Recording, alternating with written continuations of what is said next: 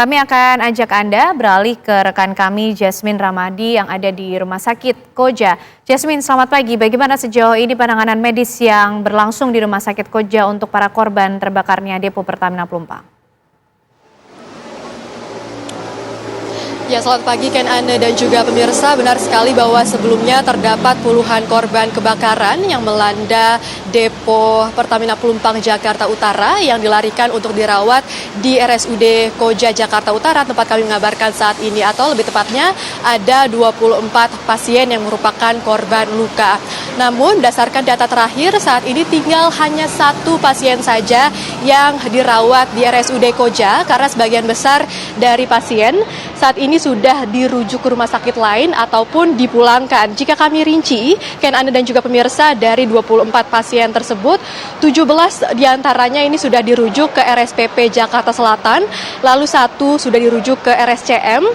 4 sudah pulang dan 1 dinyatakan meninggal dunia dan 1 lainnya masih dirawat di RSUD Koja.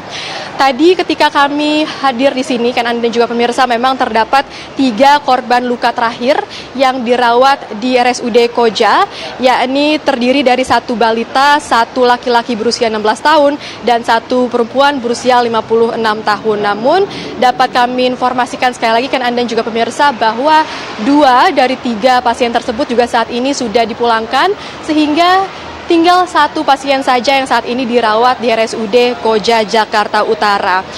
1 pasien tersebut ini adalah bernama Yati Jumiati yang berusia 56 tahun dan juga merupakan orang terlantar, kan Anda dan juga pemirsa, sehingga nanti jika proses perawatan dari Yati Jumiati ini sudah selesai, maka ia akan diserahkan kepada pihak dinas sosial. Sementara itu untuk pasien atau korban luka yang meninggal dunia ini bernama Hadi, berusia 30 tahun, di mana memang pasien tersebut ini meninggal di RSUD Koja menghembuskan nafas terakhirnya beberapa waktu yang lalu.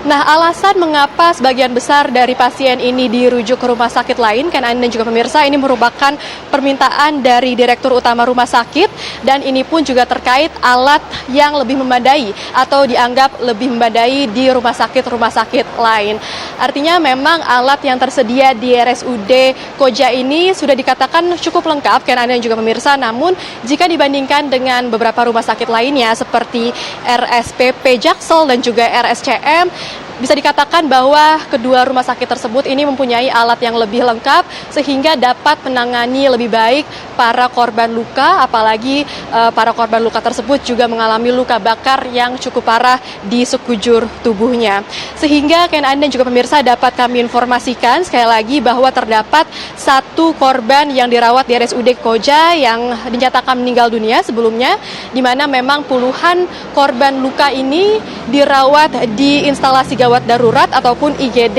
RSUD Koja sebelumnya, yang mana ini juga bervariasi, kan, dan juga pemirsa, artinya ini dari usia balita bahkan hingga lansia.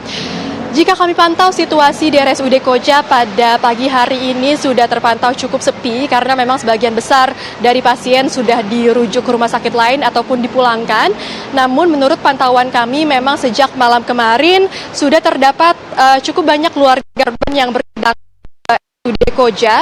Bahkan suasana duka terlihat di RSUD Koja, melihat saat yang dirawat di sini hingga juga menghembuskan nafas terakhirnya di RSUD Koja. Kemarin pun ambulans ini mulai berdatangan ke rumah sakit RSUD Koja, kan Anda juga pemirsa, sesaat setelah kebakaran melanda kawasan Pelumpang Jakarta Utara hingga malam hari ataupun dini hari begitu, sehingga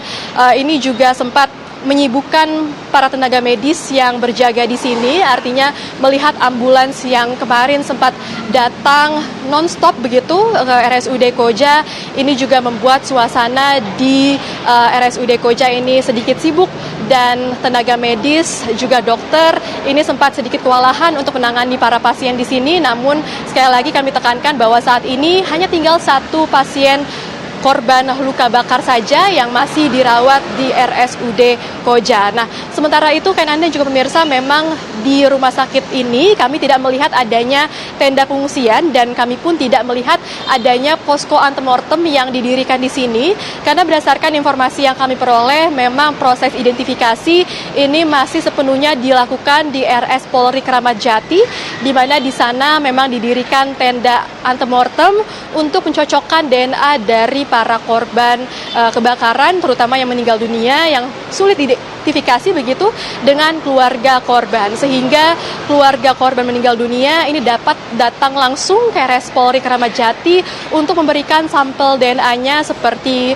dalam bentuk rambut ataupun sidik jari dan lainnya, dan ini juga akan dicocokkan dengan